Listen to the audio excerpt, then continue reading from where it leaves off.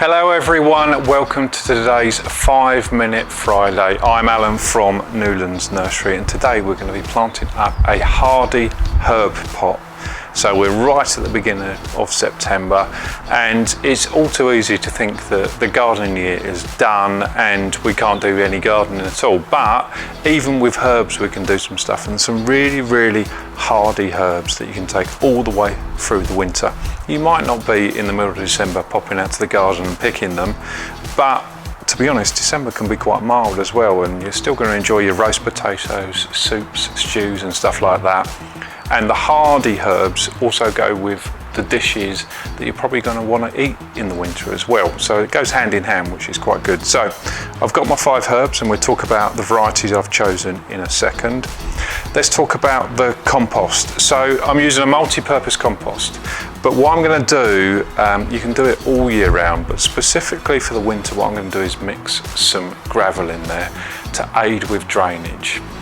A lot of people think it's the cold that kills plants through the winter, and that can be the case, but actually more often than not it can be the wet as well. And a combination of really wet conditions and the cold will probably what's killing off the hardy plants. So drainage is key. So just got some ordinary gravel, just going to mix it in, just pour some of that in my multi-purpose compost, which has also got some bark in there as well, so that helps with drainage, and just give it a nice mix.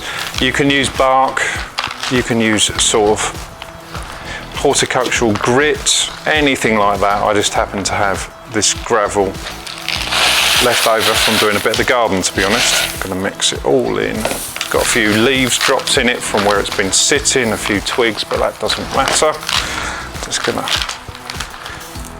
and that little bit there is going to really help with the drainage. So this is the pot we're going to put it in. I love a square pot, works well in a modern setting in the garden, so I'm going to pour that on there. Not going to fill it right to the top.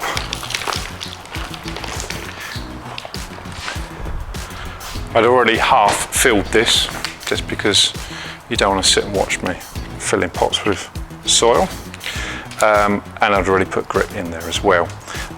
So bear in mind, the only thing to bear in mind when you're using grit or gravel or something like that, the pots will get heavier.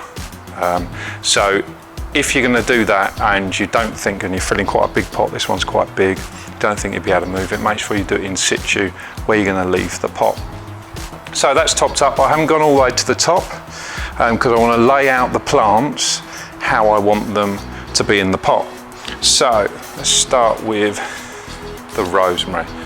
So I've got a lovely rosemary here, fantastic for roast dinners, stuff like that, to go with your roast potatoes. I'm going to put that one there. Then I'm going to put my sage here, and I've gone for a nice colourful one. This is tricolour sage, lovely, especially this time of year, lovely pinks and purples and whites and greens. Then we've got 2 thymes. I've got a vulgaris thyme, so a common thyme, and I've got a lemon thyme. This one's creeping lemon. They're going to sit really well opposite each other. And then we've got a hardy oregano.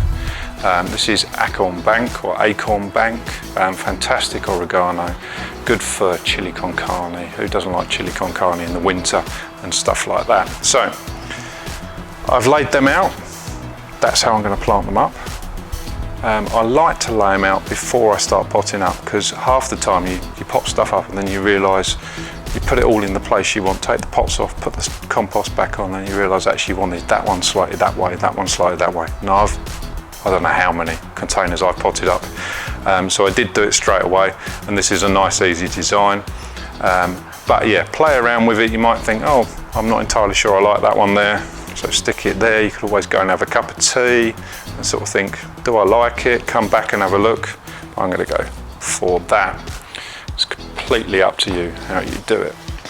So just when you're potting up the plant, so you grab the plant, these are well established plants, just squeeze it and then the pot will pop off. Simple, just like that. Do it with all 5. Now herbs, trying to think. There aren't that many common herbs that particularly like shady spots. Some will cope with it, but most of them prefer a sunny spot, at least semi-shade to full sun. So with a container, make sure you put it in a sunny spot if you're going to choose these particular herbs. Then you get a bit more compost, just fill in the gaps. Easy as that. I tend to make a nice big mess when I do this. I don't squeeze the plant in. That's something you see a lot of people do. Ironically, when we work on machines and bits and pieces, when we're potting up stuff on machines, sometimes it looks like we are, but we're not. We're just very gently pushing it down. So, just gonna fill that up. And then once we've filled it up, I need a scoop really. So I'm definitely gonna have to sweep up after this. Once we've filled all the holes in, we just give it a good water. Simple as that. Now all of these plants here are hardy. They will get through 99% of every winter you get in the UK, especially things like the rosemaries and the thymes. The sage in particular likes a bit of drainage, as does the oregano. So like I said, the drainage is really going to help it through the winter. These are both hardy plants. These four here at the back, the thymes, the rosemary and the sage, are probably going to be evergreen almost no matter where you are in the country, unless you're right up the top of Scotland. This one here, this oregano, it might die back underneath the ground, but it will come back in the spring. Certainly in Essex where we are, tends to be evergreen, and my sister's sort of middle of the country, Birmingham way, it tends to be evergreen there, but maybe further north it might be deciduous, so it might die back. So you've done that, give it a good water. It's as simple as that. You could start picking these straight away, but it's going to fill over, it's going to look pretty, and it's going to be good in the kitchen as well. See you soon.